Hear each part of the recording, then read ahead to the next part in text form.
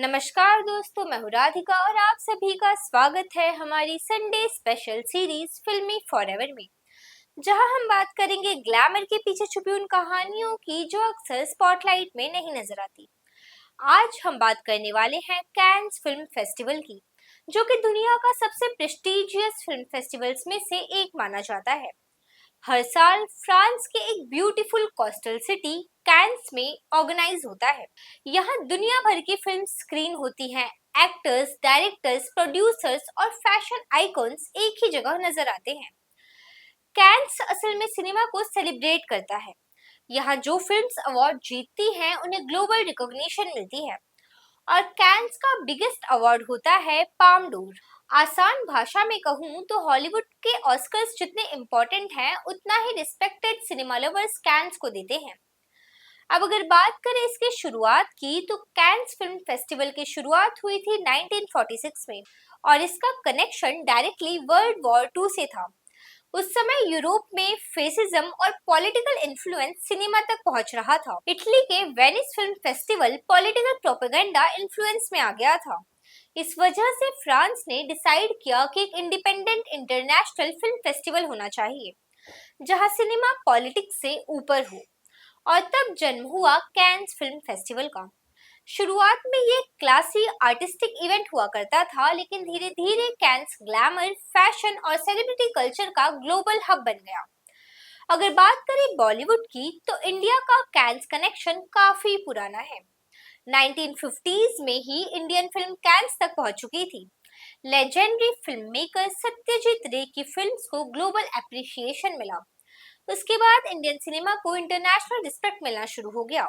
और जब cans red carpet की बात होती है तो एक नाम ऑटोमेटिकली याद आ जाता है, Aishwarya Rai Bachchan, the cans queen. 2002 में जब उन्होंने कैन्स रेड कार्पेट डेब्यू किया था for the premiere of Devdas, तब इंडियन फैशन और बॉलीवुड को ग्लोबल अटेंशन मिली। इसके बाद ऑलमोस्ट हर साल ऐश्वर्या के लुक को काफी प्रेज किया जाने लगा। लेकिन इंटरेस्टिंग बात ये है कि इस साल कैन्स 2026 में ऐश्वर्या का एब्सेंस ही सबसे बड़ा डिस्कशन बन गया।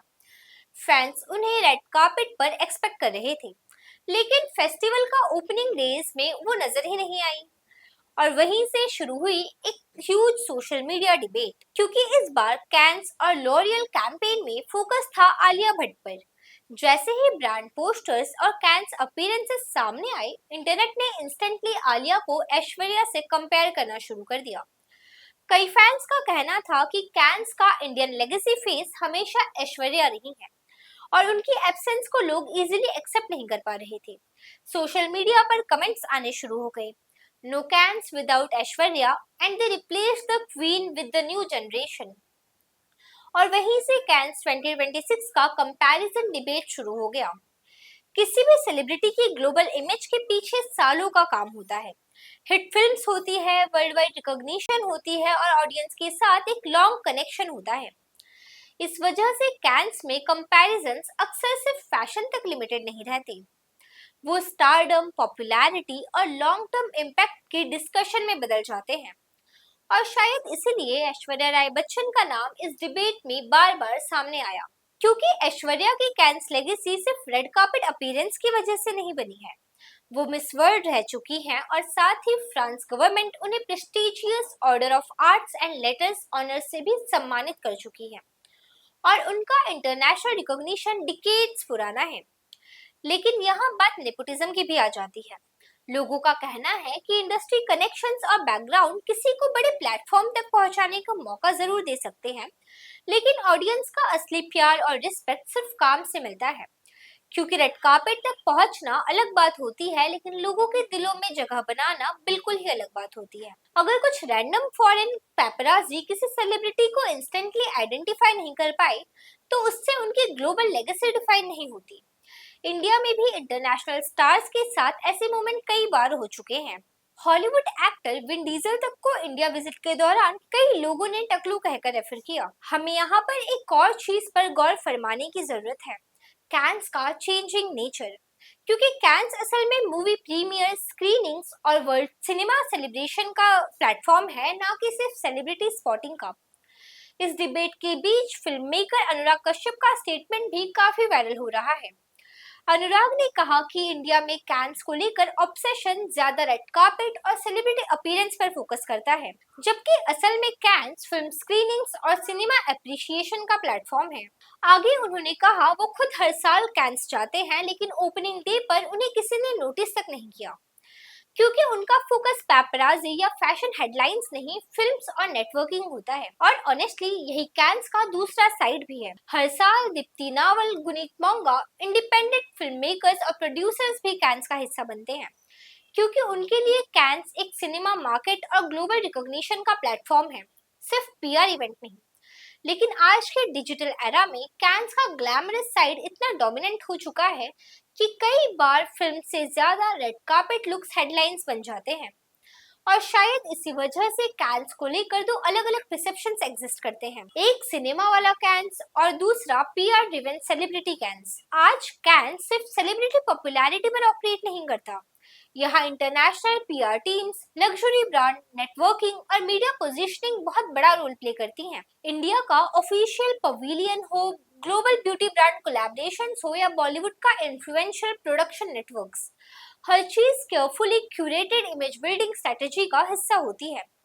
इंडिया के कैंस प्रेजेंस को स्ट्रॉन्ग बनाने में बड़े कॉर्पोरेट ग्रुप्स और फिल्म इंडस्ट्री के इन्फ्लुएंशियल सर्कल्स का काफी कंट्रीब्यूशन रहा है। और शायद इसी वजह से कैंस का रेड कार्पेट जितना ग्लैमरस दिखता है, उसके पीछे उतनी ही इंटेंस पीआर पॉलिटिक्स और विजिबिलिटी वॉर भी चलती रहती है। वैसे इस साल कैंस 2026 में एक अपीयरेंस ने सभी का अटेंशन ग्रैब किया, हुमा कुरैशी का बनारसी लुक। जहां mostly celebrities western gowns choose करते हैं, वही हुमा ने इंडियन टेक्सटाइल और ट्रेडिशनल स्टाइलिंग को हाईलाइट किया। और सोशल मीडिया पर काफी लोगों ने अप्रिशिएट किया कि इंडियन कल्चर को मॉडर्न ग्लोबल प्लेटफॉर्म पर रिप्रेजेंट किया गया। बॉलीवुड के और भी काफी मेमोरेबल कैंस मोमेंट्स रहे हैं। Deepika Padukone as jury member Cannes का पार्ट बनी थी, जो इंडिया के लिए ह्यूज अचीवमेंट माना गया। सोनम कपूर को फैशन आइकॉन लेबल मिला था। वैसे कैंस का रेड कार्पेट सिर्फ ग्लैमरस नहीं बल्कि काफी स्ट्रिक्ट भी माना जाता है। कैंस में dress code, too revealing outfits, selfie culture को लेकर भी रिस्ट्रिक्शंस लग चुकी है। फेस्टिवल ऑर्गेनाइजर्स का मानना था कि रेड कार्पेट को ज्यादा क्लासी और डिसिप्लिन मेंटेन किया जाना चाहिए। लेकिन आज के डिजिटल और वायरल एरा में रेड कार्पेट सिर्फ एलिगेंस तक लिमिटेड नहीं रहा। आज Cannes luxury brands, beauty companies और फैशन लेबल्स के लिए भी एक मैसिव ग्लोबल मार्केटिंग स्टेज बन चुका है। कई सेलिब्रिटीज फिल्म से ज्यादा ब्रांड कोलैबोरेशंस और एंडोर्समेंट की वजह से कैंस पहुंचते हैं। और इसी वजह से हर साल एक सवाल जरूर उठता है, क्या कैंस अब सिनेमा से ज्यादा पीआर और इमेज बिल्डिंग का प्लेटफॉर्म बन चुका है? और ऑनेस्टली इसी प्रेशर का इम्पैक्ट सेलिब्रिटीज के फैशन चॉइसेस में भी नजर आता है, क्योंकि कैंस का प्रेशर सिर्फ एक्टर्स पर नहीं, स्टाइलिस्ट, मेकअप आर्टिस्ट और डिजाइनर्स पर भी होता है। एक successful Cannes look global headlines बन सकता है और एक वीक अपीयरेंस इंटरनेट ट्रोलिंग का रीजन बन जाती है। और शायद इसीलिए कैंस का रेड कार्पेट इंडिया के लिए सिर्फ फैशन परेड नहीं, एक ग्लोबल स्टेटमेंट बन चुका है। एक ऐसा स्टेज जहां कभी सारी हेडलाइंस बन जाती है, कभी कंट्रोवर्सी कन्वर्सेशन बन जाती है और कभी एक सिंपल अपीयरेंस भी इंटरनेशनल अटेंशन ग्रैब कर लेता है। सिनेमा बदल रहा है, ऑडियंस बदल रही है और बॉलीवुड की ग्लोबल पोजीशनिंग भी। अब कैंस में इंडिया सिर्फ रेड कार्पेट पर नजर नहीं आता, बल्कि हर साल अपनी कल्चर, सिनेमा और इन्फ्लुएंस की एक नई छाप छोड़ जाता है। आपको ये वीडियो कैसी लगी कमेंट में जरूर बताइए। और ऐसे ही बॉलीवुड अपडेट्स जानने के लिए चैनल को सब्सक्राइब करना ना भूले। मिलते हैं आपसे अगले संडे।